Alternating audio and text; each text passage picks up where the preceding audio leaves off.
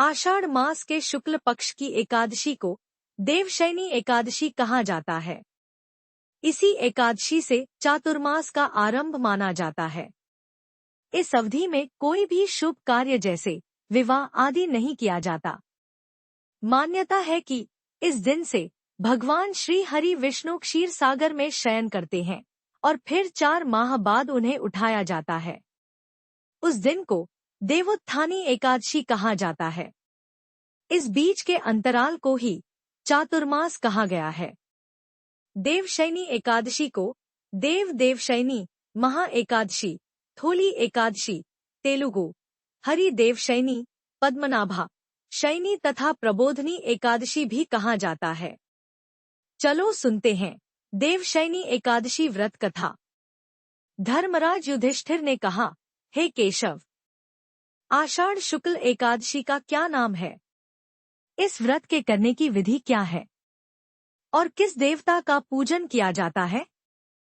श्री कृष्ण कहने लगे कि हे युधिष्ठिर, जिस कथा को ब्रह्मा जी ने नारद जी से कहा था वही मैं तुमसे कहता हूँ।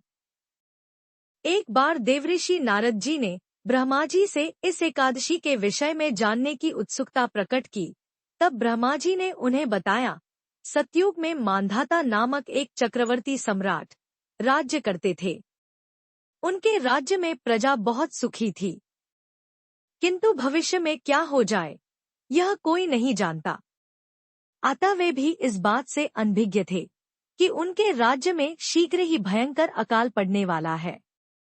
उनके राज्य में पूरे 3 वर्ष तक वर्षा न होने के कारण भयंकर अकाल पड़ा। इस अकाल से चारों ओर त्राहि मच गई।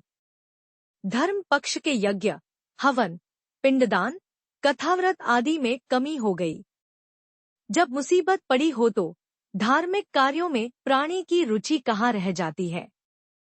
प्रजा ने राजा के पास जाकर अपनी वेदना की दुहाई दी। राजा तो इस स्थिति को लेकर पहले से ही दुखी थे। वे सोचने लगे कि आखिर मैंने ऐसा कौन सा पाप कर्म किया है जिसका दंड मुझे इस रूप में मिल रहा है।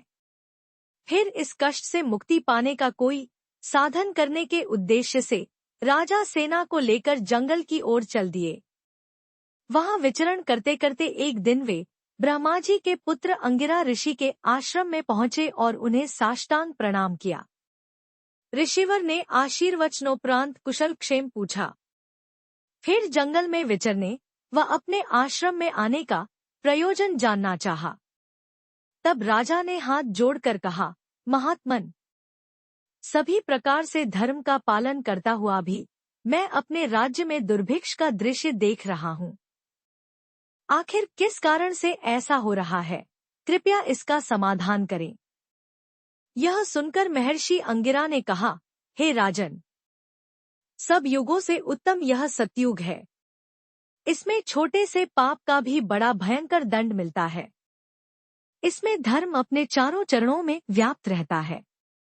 ब्राह्मण के अतिरिक्त किसी अन्य जाति को तप करने का अधिकार नहीं है, जबकि आपके राज्य में एक शूद्र तपस्या कर रहा है। यही कारण है कि आपके राज्य में वर्षा नहीं हो रही है। जब तक वह काल को प्राप्त नहीं होगा तब तक यह दुर्भिक्ष शांत नहीं होगा। दुर्भिक्ष की शांति उसे मारने से ही संभव है। किंतु राजा का हृदय एक निरपराध शूद्र तपस्वी का शमन करने को तैयार नहीं हुआ। उन्होंने कहा, हे देव, मैं उस निरपराध को मार दूं, यह बात मेरा मन स्वीकार नहीं कर रहा है। कृपा करके आप कोई और उपाय बताएं। महर्षि अंगिरा ने बताया, आषाढ़ माह के शुक्ल पक्ष की एकादशी का व्रत करें। इस व्रत के प्रभाव से अवश्य ही वर्षा होगी। राजा अपने राज्य की राजधानी लौट आए और चारों वर्णों सहित एकादशी का विधिपूर्वक व्रत किया। व्रत के प्रभाव से उनके राज्य में मूसलधार वर्षा हुई और पूरा राज्य धनधान्य से परिपूर्ण हो गया। ब्रह्मा वैवर्त पुराण में देवशयनी एकादशी के विशेष महात्म्य का वर्णन किया गया है। इस व्रत से प्राणी की समस्त मनोकामनाएं पूर्ण होती हैं।